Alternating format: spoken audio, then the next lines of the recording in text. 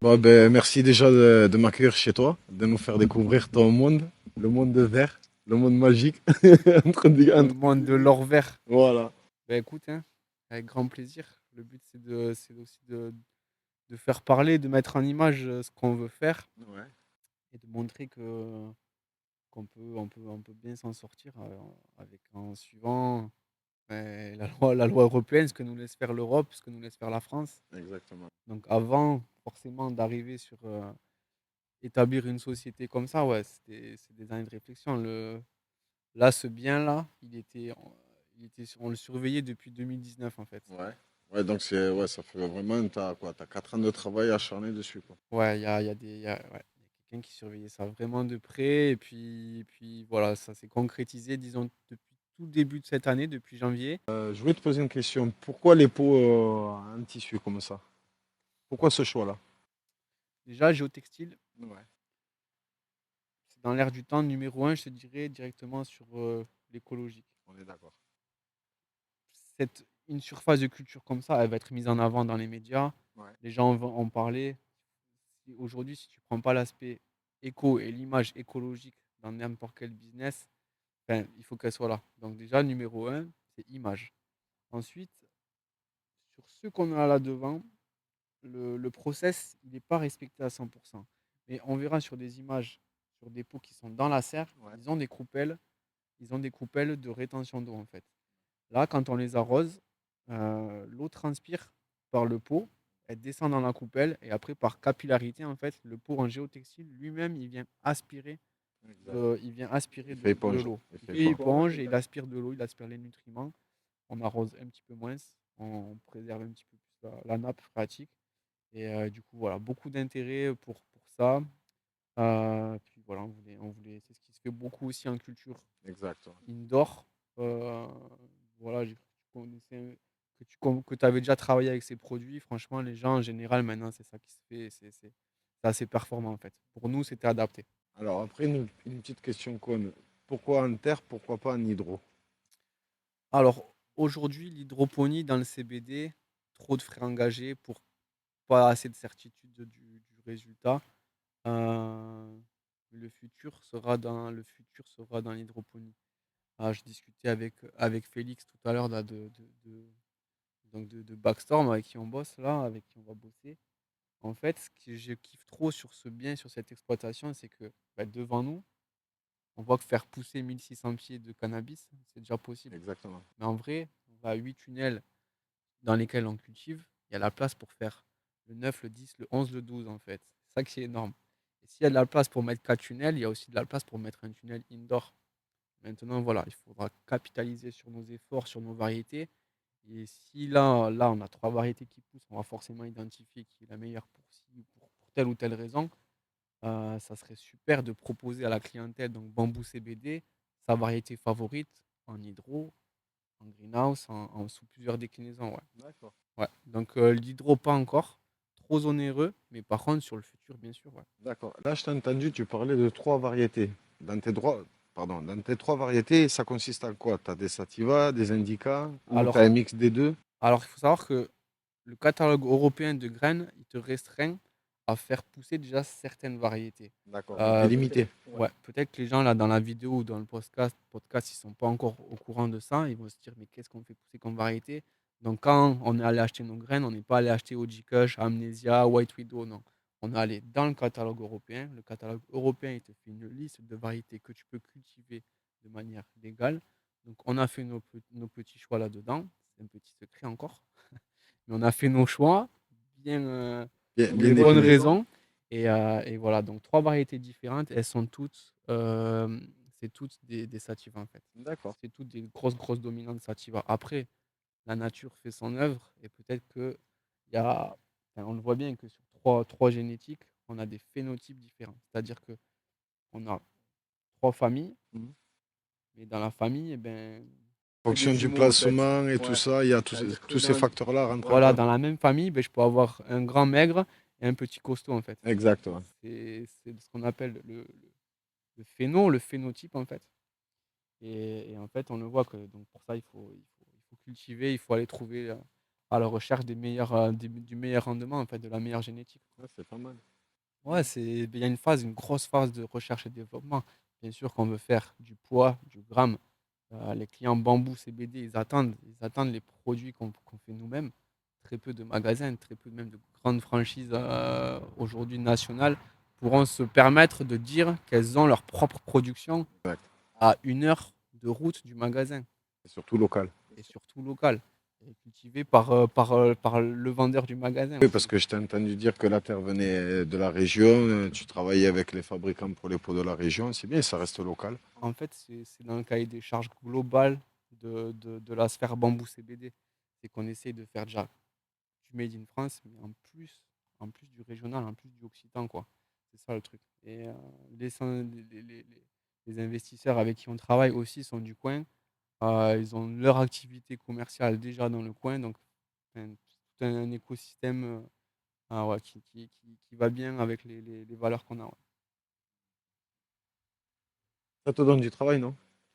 Ça me donne énormément de travail. Donc actuellement, si tu me demandes mon emploi du temps, c'est 2 jours en magasin et c'est 4 jours ici. Il reste qu'un jour forcément pour Est-ce que un peu tu... récupérer, mais sinon, ouais, c'est énormément de travail, beaucoup d'investissement. Donc c'est pas que de l'argent investi, ça serait trop facile de poser son billet. Déjà, il faut le gagner son billet pour avoir à le poser. Mais ensuite, non, le cannabis, c'est du travail c'est presque quotidien en fait. Quotidien et du plaisir aussi. Bien sûr que c'est du plaisir. Là, tu joues, tu es vraiment acteur du résultat en fait. C'est ça.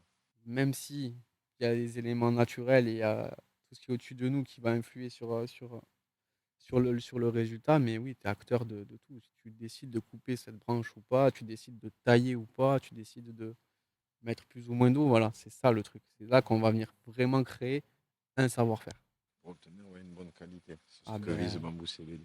et Bambou CBD, bien sûr, voilà, même si c'est une année test, Oui. même si tout ne sera pas nickel, tant mieux en fait, j'ai envie de te dire, tant mieux qu'on ait des erreurs et tant mieux qu'on apprenne.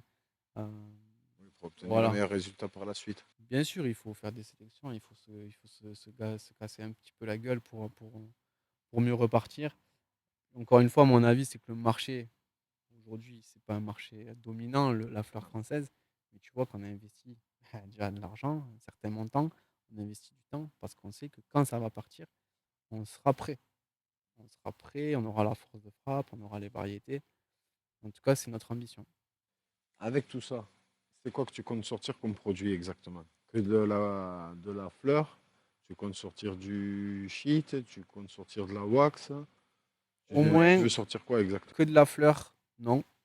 Faire des produits transformés, donc transformation de produits, à savoir de la résine, des huiles faites en macérat. Donc, pour faire du macérat, en fait, bah, c'est de l'huile dans laquelle on va faire macérer du pollen. Ce pollen, il va falloir l'extraire. Exact. On va extraire en neige carbonique, on va extraire en bubbleator. Pareil, phase de test.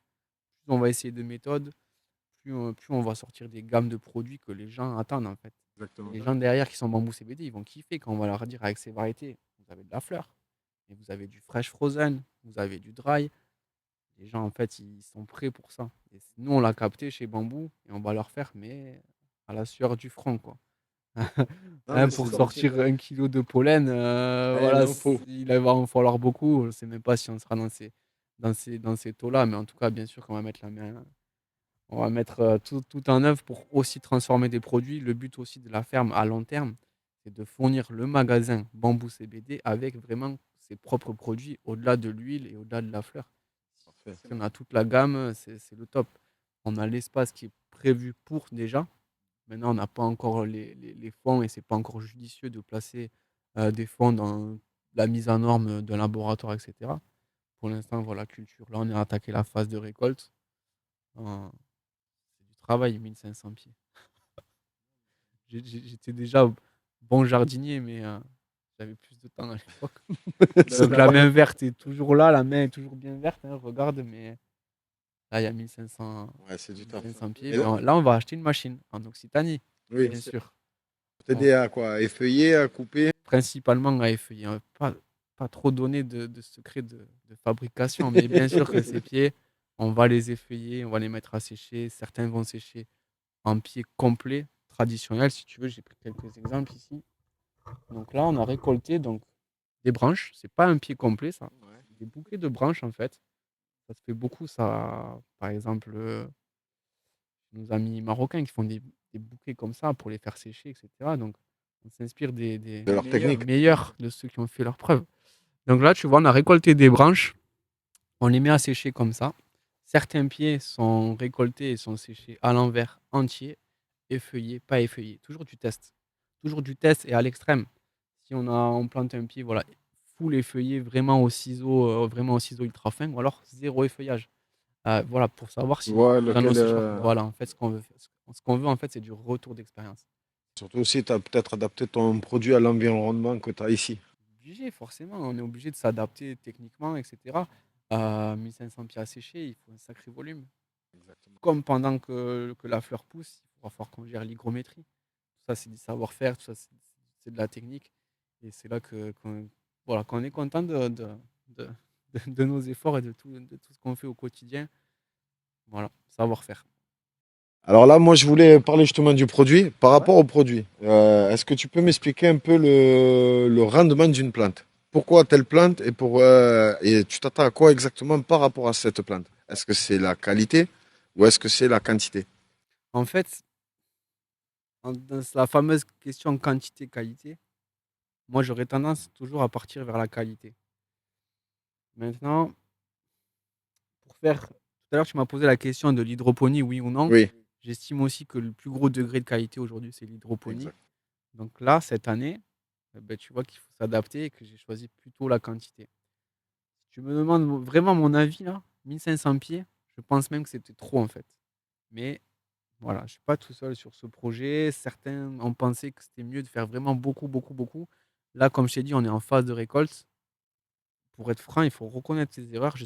Aujourd'hui, je ne sais pas si on va avoir la capacité de faire sécher 1500 pieds. Donc voilà, on va sélectionner. Bon, ça va faire mal au cœur, mais on va sélectionner les meilleurs, etc. On va récolter une grande, grande, grande majorité.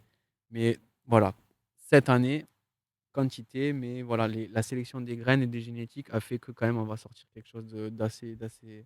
Voilà, c'est pas ce qui se trouve sur le marché actuellement. C'est des choses sympas. Tu me disais que par rapport à la quantité, tu savais pas si tu allais pouvoir les encaisser. Mais Ouais. c'est quoi? C'est suite à un manque de moyens ou de main-d'œuvre? Alors voilà, là c'est un gros sujet en fait.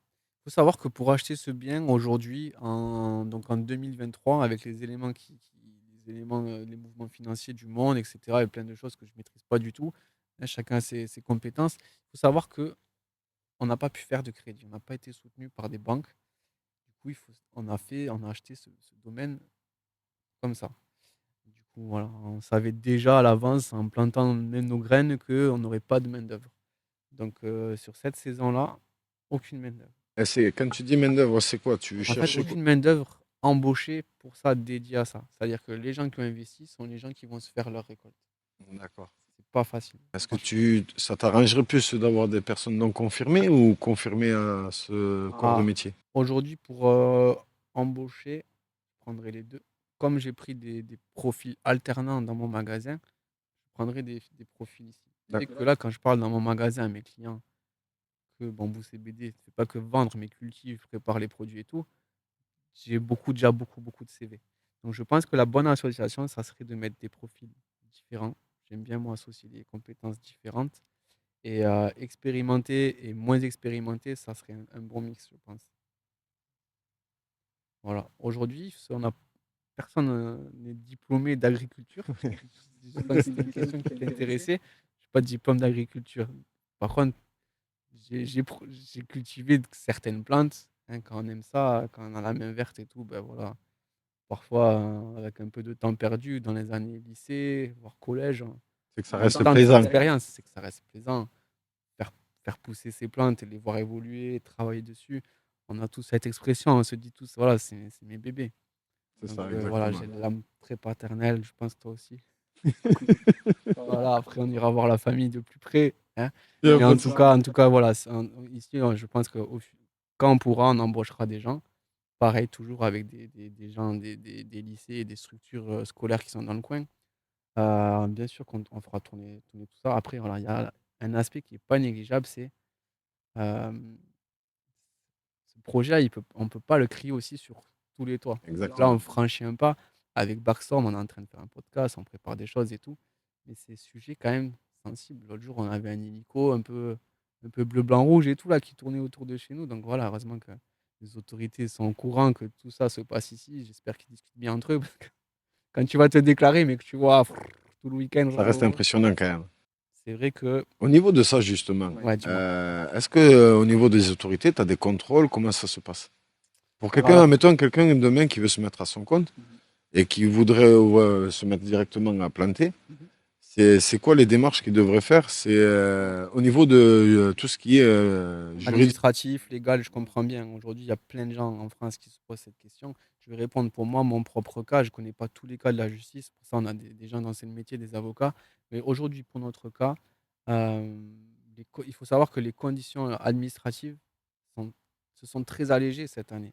C'est pour ça que cette année, les gens ont investi dans les cultures de CBD à Toulouse.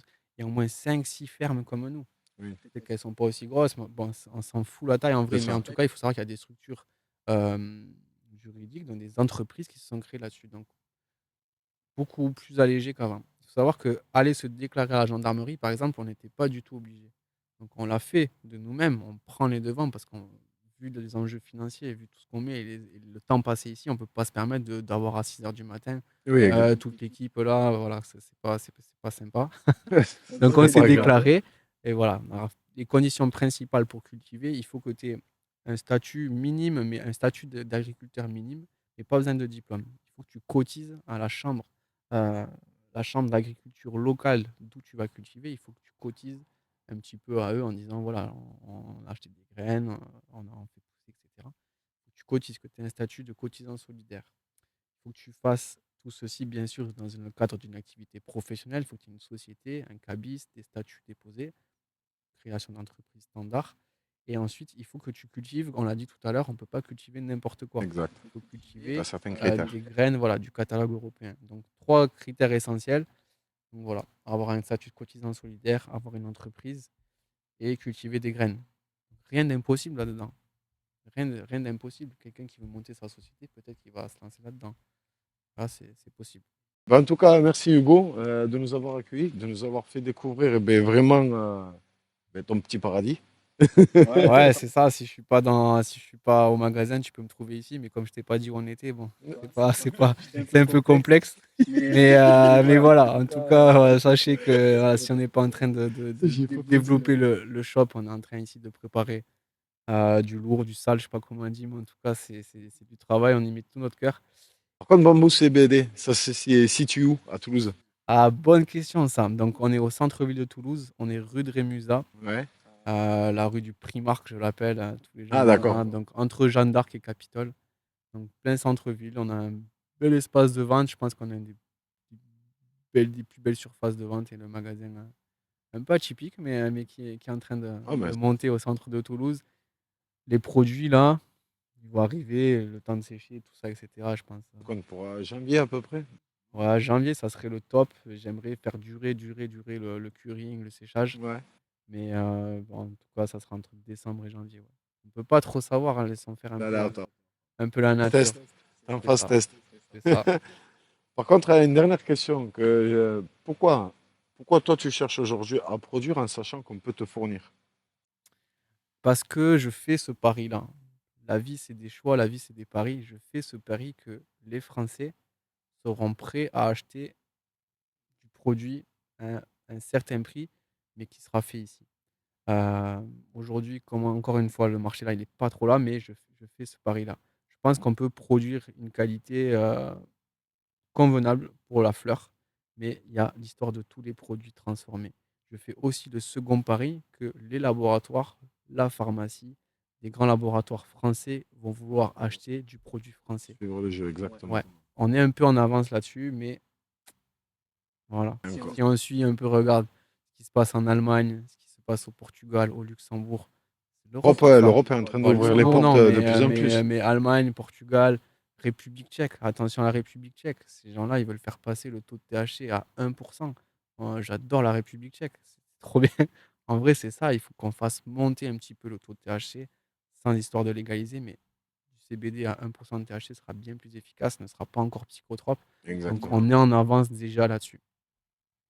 Ben, en tout cas, merci beaucoup. Avec grand plaisir.